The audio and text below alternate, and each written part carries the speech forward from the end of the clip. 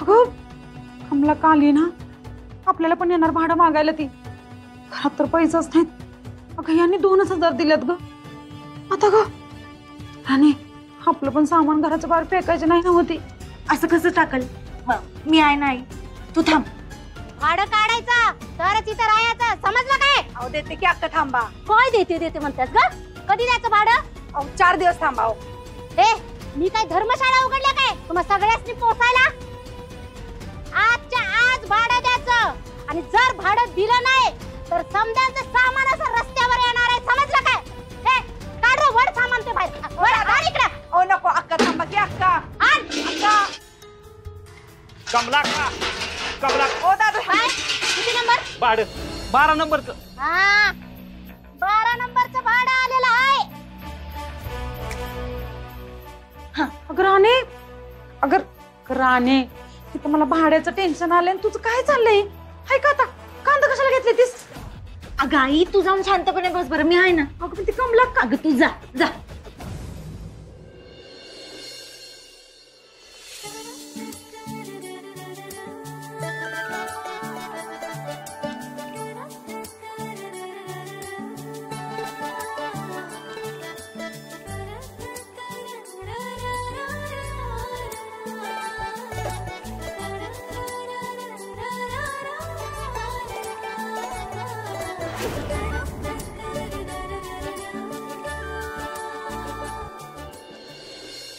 ए सोने, तुझ्या आईला बोलवू का? बोलवू लवकर तुझ्या आईला. चल चल लवकर. भाडं कुणाचं सुद्धा येळेवर येत नाही. काय लावलंय कुणास ठाऊक. चल वड वड, अजून वड. भाडं द्यायला नको आणि फुकटात राहायला पाहिजे. 8 नंबरचं पण भाडं आलंय. आणि आता राणी, ए राणी आलोच आता. तुझ्या बी घराचं भाडं आज घेतल्याशिवाय राहणार नाही. आणि जर 1 रुपया जरी कमी असला तर इथं सामान घराबाहेर काढलं.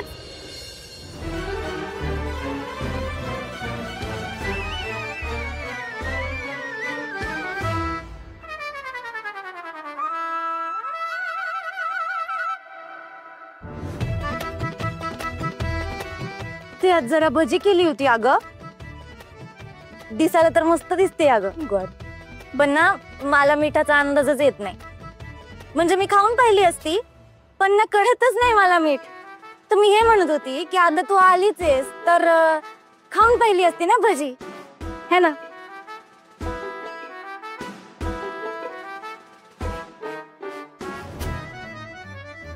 खाऊन बघते का? ए पण ते माझ्या भाड्याचं काय? अगं ना की. हा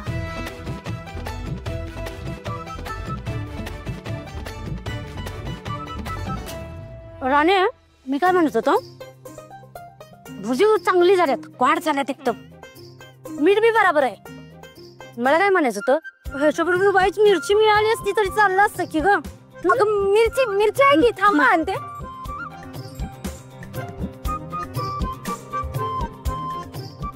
हा ठीक आहे मिरची. मला भज्याबरोबर मिरची मी आवडते बघ. हो ना. आता मी म्हणत होती पुढच्या वेळी येशील ना त्या बटाटा भजी करते. बटाटा भजी नको, मला मुगाची भजी लय आवडतात. पुढच्या वेळी मग भजी करू की. त्याच्यापेक्षा मला काय वाटतं, पुढच्या वेळी ना आपण बटाटा वडा करू. बटाटा वडा? हा लय आवडतो ग मला बटाटा वडा. है ना? हाय कमला का आली की बटाटे वडे करू. राणे ऐक ना, सगळं भाडं नाही 2,000 आहेत. मिसळ करायची का? तुला आवडते मिसळ? तरीवाली मिसळ बनव. बास, तर्रीवाली मिसळ, त्याच्यावर कुरकुरीत फरसाण, बारीक चिरलेला कांदा, फरसाण टाकून असा रसरशीत लिंबू आणि वर कोथिंबीरीचा मारा, है ना? मग हे घे 2,000 आणि पुढच्या वेळी 2,000 देते. 2,000 सगळं भाडं ना? अगं आता मिसळ खायला येशील तेव्हा घे की 2,000 अजून. बरोबर बोलतेस. थांबा तुझ्यासाठी आणखी भजी आणते, गरम गरम भजी. थांब आणते. कमला का ते रुपाली ताई तुझं सामान कशाला काढलंय बाहेर? 2 महिन्याचं भाडं दिलेलं नाही तिनं. एकलं सामान सगळं घरात ना बाहेर कशाला ठेवू? हाय का आता? अगं आता पुढच्या वेळी येशील तेव्हा घे की तिचं भाडं. नाहीतर हे वस्तीतले लोक काय म्हणतील की कमला अक्का नुसतीच खादाडे, लगेच मिसळ खायला आली. त्याच्यापेक्षा भाडं घ्यायला येशील तर कोणी काय बोलणार पण नाही. काय वाटतं? बरोबर बोललीस. मग ठेवायचं तर सामानात, मग ठेव जा तिचं बी सामानात, ठेव जा. ही रुपाली ताई, कमला अक्का म्हणते सामानात घ्यायला. जा जा, ते सामान घेऊन जा. मी भजी आणते तुला. आणि आई हे घे. दे दे दे आणि दे 2. अगं घे.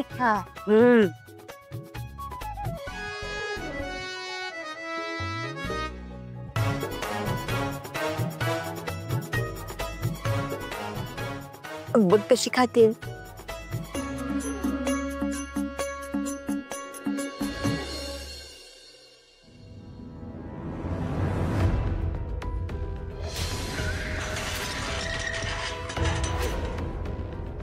तुम्ही इथे उभे आहात आणि मी तुम्हाला खाली शोधते. चला जेव. अहो काय झालं, एवढा कसला विचार करताय? खरं सांगू तर यापुढे तुम्हाला कुठलाच विचार करायची गरज नाहीये. कसं आहे, आता तुम्ही सगळ्या जबाबदारीतून मुक्त झालायत ना. आणि आनंदाची गोष्ट आहे की या सगळ्या जबाबदारीतून तुम्हाला इंद्राने मुक्त केलंय. इतक्या वर्षांनी इंद्रा घरी परत आला आणि आल्या आल्या त्यांनी सगळ्या जबाबदाऱ्या अशा लगेच आपल्या खांद्यावर उचलल्या. मला ना आपल्या इंद्राचा खरंच खूप अभिमान वाटतो. मला काय ती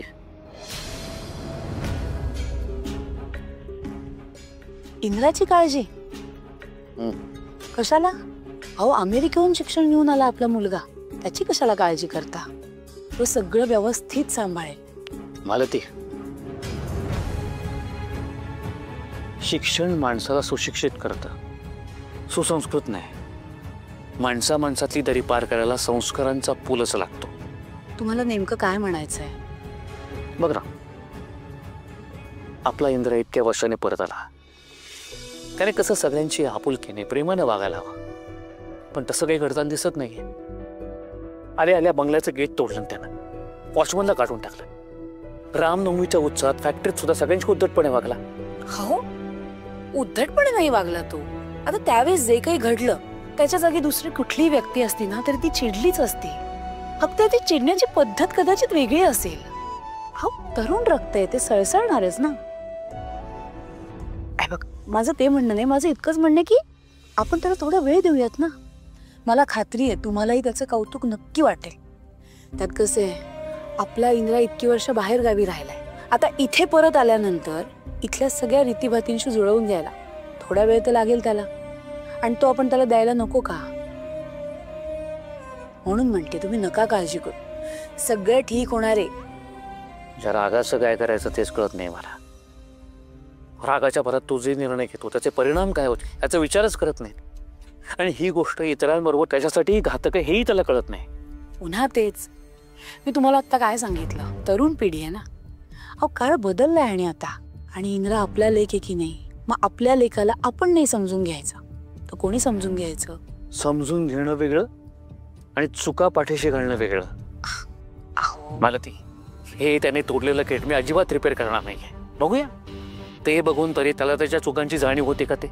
बरं, अजिबात रिपेअर करू नका गेट. मग तर झालं, आता शांत व्हाल.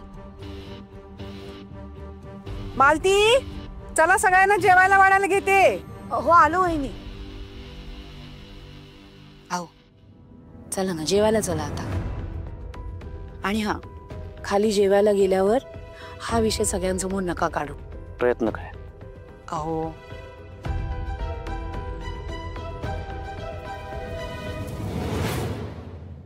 मैं चली देखो. 1 सेकंड काकी, हे काय? कोशिंबीर वडे आणि कोथिंबीर. लाडूबा, कोथिंबीर बरी आणि कोशिंबीर. अगं तेच ते. हे बघा सगळ्यांनी, ही काकी कशी पार्सलिटी करते. काकीचा लटकन ले कलर ना, म्हणून तिच्या आवडीचे गुलाबजाम काय, कोशिंबीर काय, हे तर आमच्यासाठी कोण एवढं करतं? असं चिकू, तुझं लग्न झालं की नाही, मग माहेरी येशील ना तेव्हा तुझे पण असेच लाड करणार आहे मी. काही जाऊ की लग्नाचा विषय नाही का? चिकू, काहीतरी जळायचा वास येतोय मला. 1 सेकंड दादा, तुला नाही माहित, तू नव्हतास ना तर या काकीनं मला काय काय खाऊ घातलंय, ती कारल्याची भाजी काय आहे. एक मिनिट मी आलेच, आणि दादा मी नंतर कंटिन्यू करणार आहे, तुला ऐकावं लागणार आहे, मी आलेच. अगे थांब, जेवण वाढलंय. मुलगी ना नुसती पायाला भिंगरी यायच्या. मोठ्या तुम्ही बसा ना, मी वाढते. नाही उर्मिला तू बस, मी वाढते सगळ्या. आणि बरं का वालती, आजचा सगळा स्वयंपाक तू सांगितल्याप्रमाणे केलाय बरं का मी.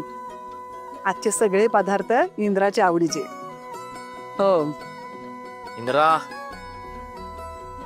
ये बाबा, लाड पुरवून घे स्वतःचे. हो मग लाड तर पुरवायलाच हवेत ना. इतक्या वर्षांनी माझा लेक परत आलाय, आणि मी माझ्या लेकरांचे लाड नाही पुरवणार तर काय इतरांच्या लेकरांचे पुरवणार.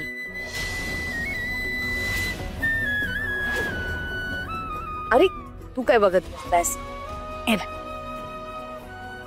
मी स्वतः वाढते तुला. बाय द वे, उद्या आबांच्या रिटायरमेंटचा कार्यक्रम आहे. आपल्या सगळ्यांना फॅक्टरीत जायचं, लक्षात आहे ना? ऑफकोर्स. हे काय विचारणं झालं का? मी माझी डिझायनर साडी आणि त्यावरती सगळे माझे डायमंडचे दागिने आत्ताच काढून ठेवले. काही गरज नाही तुमची आता इथे. आत्ताच्या आत्ता इथून निघून जा. Just get out. इंद्राने या दोघांनाही जायला सांगितलंय. या मुलीमुळे आपला इंद्रा चिखलात पडला. आरतीसाठी आलो होतो, झाली आरती. आता मला इथे माझा व्हॅल्युएबल टाइम वेस्ट नाही करायचा आहे. इंद्रा, आजचं तुझं वागणं मला अजिबात पटलेलं नाहीये. अहो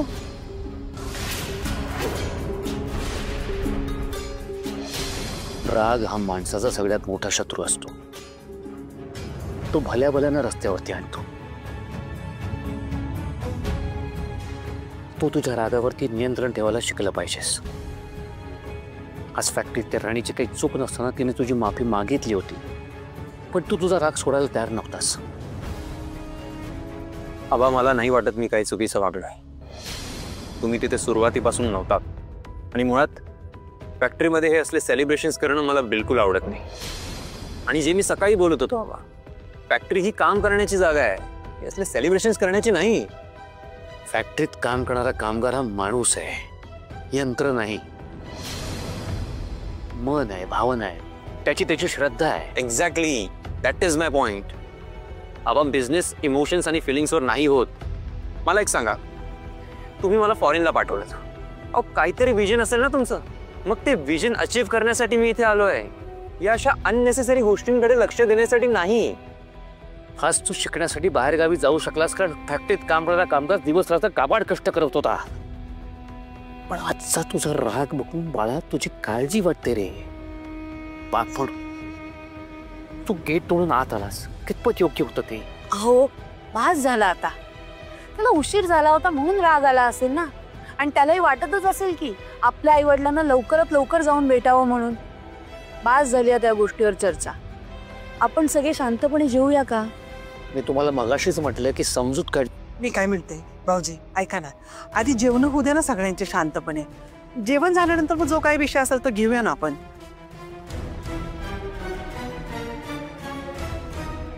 उर्मिला, गुलाबजाम वाढ ना इंद्राला.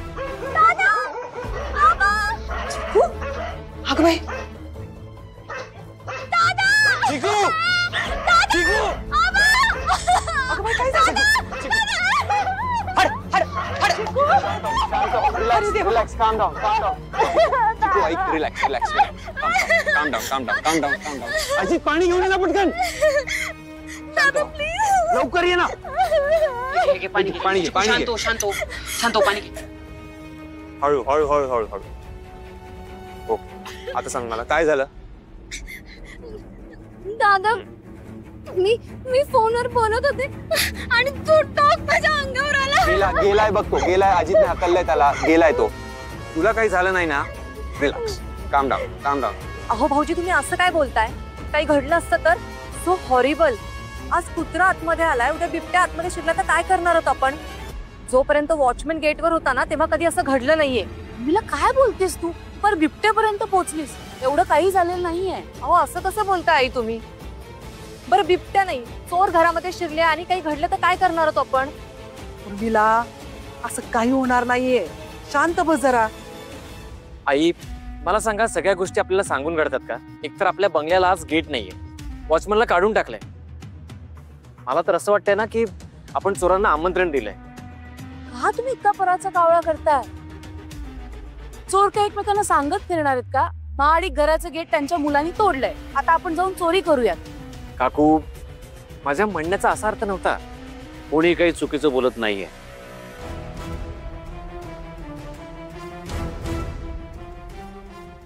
रागाच्या भरात परिणामांचा विचार न करता गोष्टी केल्या ना, हे असं घडतं. आणि मगाशी मी हेच समजावून सांगत होतो. I am extremely sorry. It was my fault. मी तो गेट तोडला नसता तर तुला त्रास झाला नसता. बट आय प्रॉमिस, उद्या सकाळपर्यंत ते गेट रिपेअर झालेलं असेल. विक्रांत, त्या वॉचमनला पण बोलवून घे. चल चिको, ये.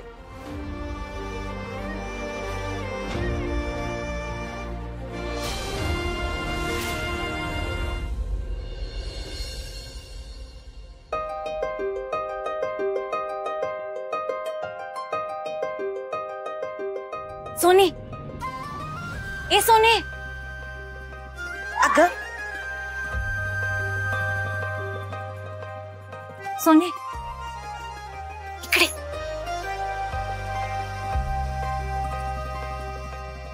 काय गं ते?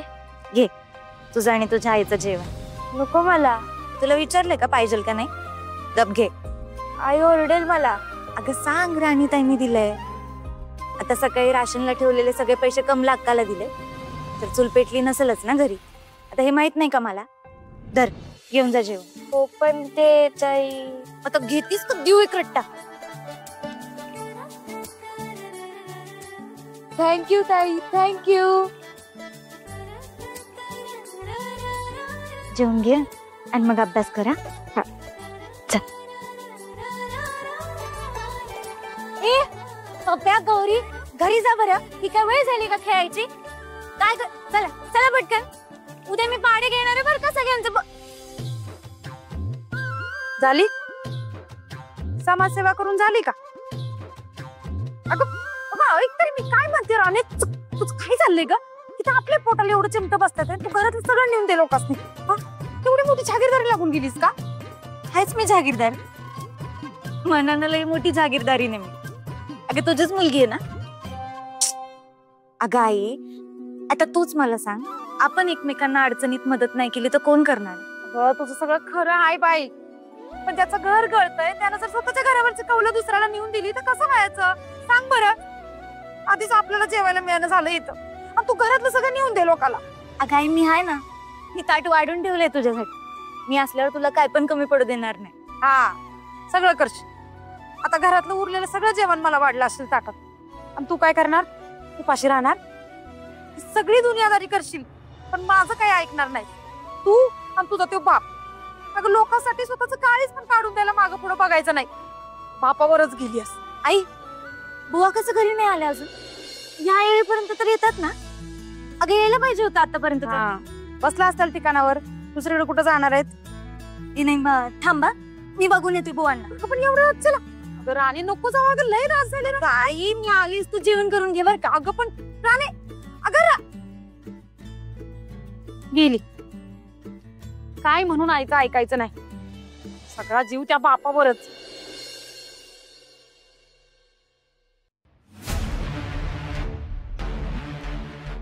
काय रे इंद्रा, इथे काय बोलवलेस?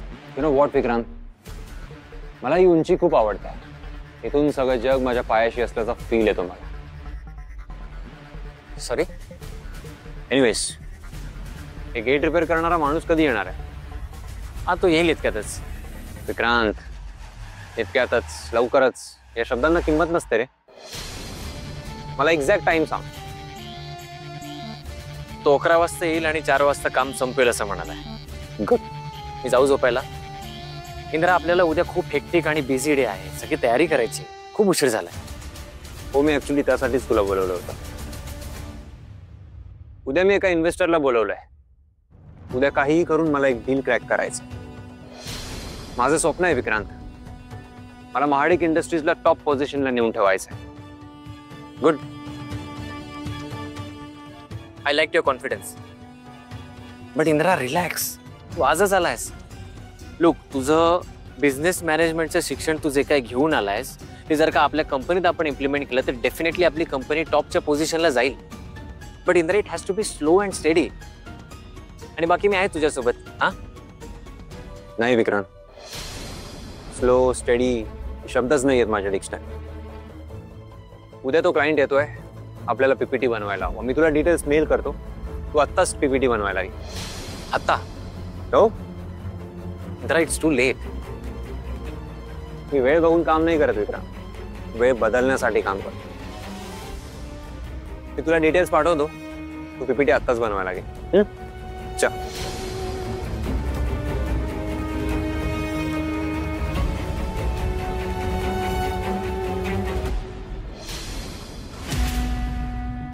हा स्वतःला आत्ताच मालक समजायला लागलाय, पण तुला माहित नाही इंद्रजीत, उद्या आबा रिटायर झाले की MD मी होणार आहे. Vikrant Mahadik, managing director of Mahadik industries. एकदा का मी MD झालो ना की तुला कंपनीत फिरकोई देणार नाही.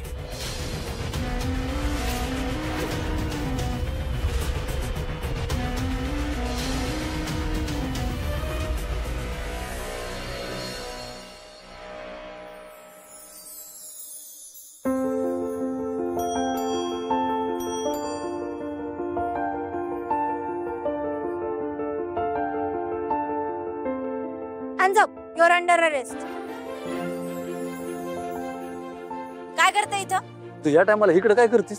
ऐकात अहो गाव शोधत आले मी तुम्हाला आणि तुम्ही इथं बसलाय होय. तुम्ही सोडून आलात मला आईच्या तावडीत. अहो इतकं कान खाल्लं तिने माझं. बुवा काय झालंय? इथं का बसलात? हो बुवा मला नाही सांगणार. अहो दुःख वाटल्यानं कमी होतं. असं इथे विचार करत बसाल तर सरणार आहे का ते? सांगा ना काय झालं. अगं एक गोष्ट आहे म्हणून सांगू एक, उद्या आबासाहेब रिटायर होणार आहेत. गेली कित्येक वर्ष त्यांच्याबरोबर त्यांचा ड्रायव्हर म्हणून काम करतोय, पण आता उद्याच्या नंतर मी नोकरी राहील का नाही तेच मला कळणं झालंय बघ. त्यात आता आज जे काय घडलं ते बघून इंद्रजीत सर मला कामावर ठेवतील असं मला तर काय वाटत नाही बघ. तुझ्या आईच्या आजारपणासाठी घेतलेल्या पैशाचं व्याज वाढत चाललंय, घर भाडं थकलंय, तिच्या औषध उपचारासाठी पैसा नाही खिशात. अगं माझं नशीबच फाटलंय ग. आता तूच सांग मी काय करू.